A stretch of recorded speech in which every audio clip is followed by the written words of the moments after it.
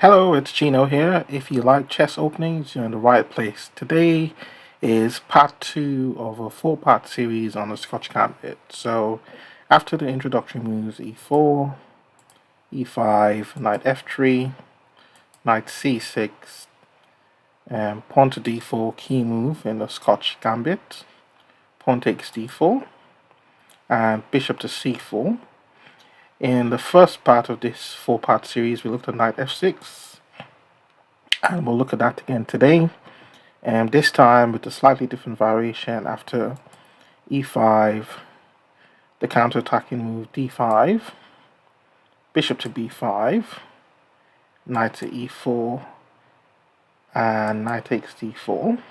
So in the first part of this 4-part series, we looked at the move bishop to d7, but today we will look at the very aggressive counter-attack with bishop to c5. And now you're probably wondering what's going on here, because white can win a pawn on c6. But it turns out that's the whole point of black's gambit play. Knight takes c6 isn't very good. By far, the best move in this position is bishop to e3. And yeah, we'll look at that in a minute. But just before we look at the main line, let's look at what happens after knight takes c6. And this is what black is counting on. Now the problem with this move is black has the immediate bishop takes f2 check when white has to lose castling white, so the king has to move. And I say the safest square is king to f1. I mean, king to e2 would allow bishop to g4 check, so king to f1. And after pawn takes c6, bishop takes c6 check, and the king moves to f8. In this position, well, this is actually playable, and if you analyze this with the engines, and amazingly, the only move for white in this position that keeps the balance is this move, queen to d3. Just taking that back for a second, you're probably wondering what happens after bishop takes a8. Well, that would be a big blunder because of this move, bishop to a6 check. And yeah, white would have to give away the queen to stop, to defend the king. So this is not a very good move. Okay, so yeah, just going back a move. Yeah, in this position after king to f8, queen to d3 is the only move that keeps sort of an equal position. But after this counter-attacking move, bishop to f5, we get a very messy position. Yeah, and I wouldn't recommend this for white. I mean, black would have the better of, a roughly equal game. Okay, so just going back to the main line. So the position after bishop to c5. And we've just seen the kind of complications that could arise after knight takes c6 and bishop takes f2 check. So yeah, by far the most common move here is bishop to e3, and yeah, it's a lot better than the previous try which we've just looked at. And this is a key point in this whole variation, because here black can play bishop to d7 and transpose into the lines, hoping to transpose to the lines we looked at in part 1. But if you take that back, the other move that's been played quite a few times as well is castles king side. Still, offering a pawn to black, well, to white, sorry, I should say, for some counterplay. Well, in this specific position, I'll say, yeah, take the pawn. Knight takes c6. Note now, black no longer has bishop takes f2. Check as we saw previously, because this bishop is on e3. And now after pawn takes c6, bishop takes c5 is an important move. So now we're threatening the rook on f8. So black would be forced to play knight takes c5, and only now bishop takes c6. Now Black is at a crossroads here. Does he just ignore the rook in the corner and play something like bishop to a6, or does he move the rook? Now I'll quickly just mention that bishop to a6, which has been played a couple of times, isn't very good because analysis with engines and some practical games show that knight to c3 gives white an advantage.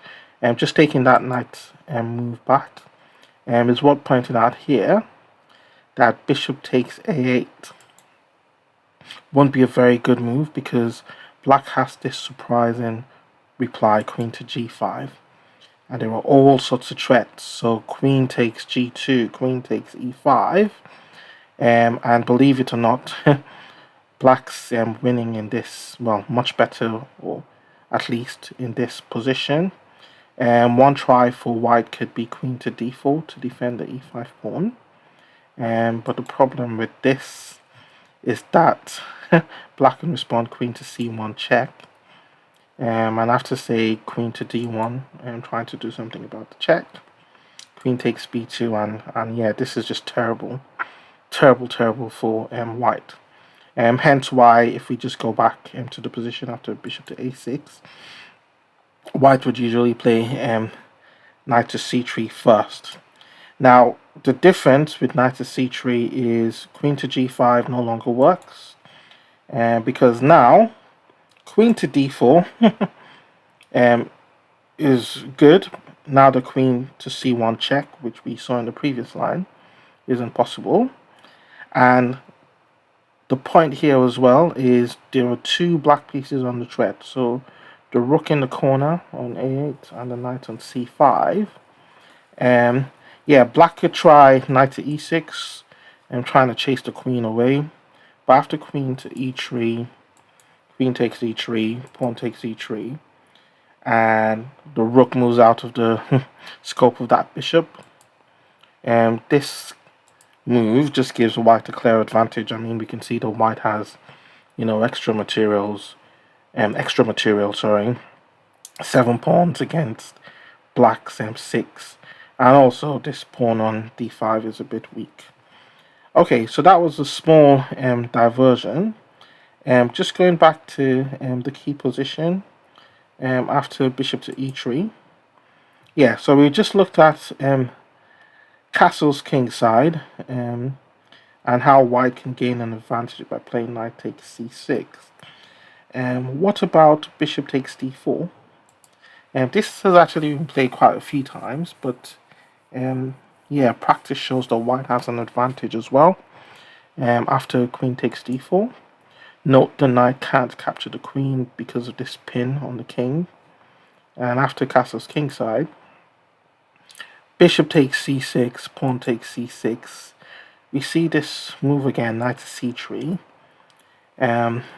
Threatening to exchange pieces on e4. Now black has two possibilities here, knight to g5 and bishop to f5. So let's look at bishop to f5 quickly. Well, the problem with this is after bishop to f5, knight takes e4 can be played by white, and after bishop takes e4 and castle's queen side, we see how white has the more harmonious pieces. I mean, in this position, bishop takes g2 wouldn't be advisable because after rook h to g1 and the bishop moves away, say to e4, yeah, white has a very strong attack. Look at this. He's threatening mate in one move. So the bishop would have to go to g6. But after h4, black's attack is, white's attack is really strong. I won't look at this any further other than just to point out that queen takes h4 isn't possible because the pawn's defended by the queen on d4. And even if, yeah, black were to try something like c5 to try and move this queen away, well, white can first play pawn takes f7 check, and after rook takes f7, win a pawn with queen takes d5. So yeah, I mean, there's no point spending time on this position. White's clearly better here. Okay, so just going back to that position after, I think it was knight to c3, we just looked at bishop to f5 and knight takes e4, etc. And the other try for black as well here is knight to g5. But again, after this move, castles kingside. Yeah, I prefer this to a move that's been recommended by Zinzi Jashvili, which was to play queen to a4 first. Yeah, after castle's queenside, yeah, white again has the much better placed pieces and can start a kingside attack. Black could try, say, knight to e6 just to try and, you know, harass the queen a little bit, but after queen to d2 and say bishop to d7, pawn to f4, f5 is a big threat, just shows, yeah, how good white's position is. Yeah, so that was a small diversion. So just going back to that key position after bishop to e3. Yeah, so we looked at castles kingside, we looked at bishop takes d4, and we saw white get an advantage in those positions. So yeah, so back to, let's go to the main line then, which is bishop to d7. So yeah, here black is hoping to transpose to the variation we looked at, the mainline variation we looked at in part 1.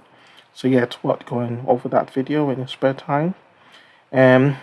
But yeah, white has a good way to deviate after bishop takes c6 and pawn takes c6. So yeah, castles kingside will transpose to lines we looked at in part 1.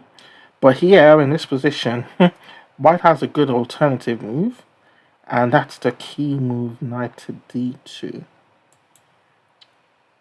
I would give this an exclamation mark, even though the engines don't think there's anything special about it.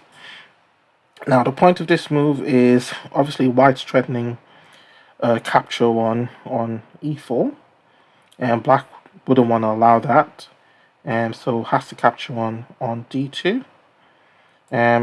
But after knight takes d2 and queen takes d2, black doesn't have much better than, say, castles kingside. But then again, after this move, castles queenside, white's intentions are clear, a kingside attack. Yeah, I mean, black could try bishop to b6. So just going back one move. If we take that back one move.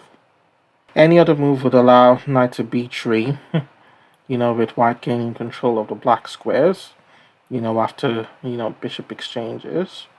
Very similar teams to what we saw in part 1. So yeah, so black goes bishop to b6 first. But now after this key move, bishop to g5, I think, well, I believe, based on some analysis I've done with engines, I believe white has a bit of an advantage in this position. The queen has to move somewhere, at which point white will just continue with his plans, either, you know, rook to e1, for example, or queen to f4. Yeah, there are no games in my database after this position, but I strongly think that white has a you know, a good advantage in this position because he has the better place pieces, and it's for choice, you know, whether to play rook to e1, f4, etc., or whether to just you know, go for kingside counterplay. Yeah, it's just worth pointing out here in this position as well, pawn to f6 would be a terrible move, because after pawn takes f6, the pawn would have to capture, and bishop to h6 would just leave black in a terrible position. Yeah, so we won't want to look at that. Okay, so this was just a brief exploration of the variation after bishop to c5. So just to recap, so after the main line moves with e4, e5, knight f3, knight c6, d4, etc. Yeah, we see Black played this super aggressive bishop to c5, and I guess what we learned here is knight takes c6 isn't such a good idea because of bishop takes f2. So yeah, when faced with this position, I think bishop to e3 should be white's first choice. Yeah, and white should get a decent game out of this. I mean, objectively, the positions that arise should be equal. We could play from both sides. But as with most chess openings, the player who's more familiar with the position would usually win. So yeah, I hope you like this one. Please don't forget to subscribe, like, and share, and hope to see you on the next one.